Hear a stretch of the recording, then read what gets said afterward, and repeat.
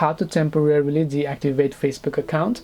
Hey everyone, welcome back to the channel. In this video I will guide you on how you can temporarily deactivate Facebook account, so make sure to watch the video till the end.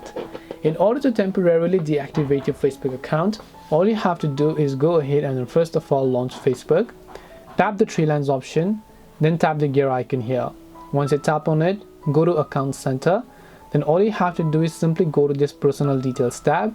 Once you go to Personal Details, you can go to Account Ownership and Control, select Deactivation or Deletion, select your Facebook account, select Deactivate account because it is already going to get selected by default itself.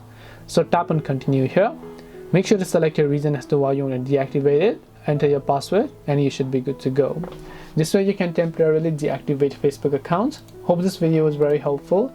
If you have got any questions, feel free to leave them down. Thank you very much for watching till the end of this tutorial, and see you soon in the next video.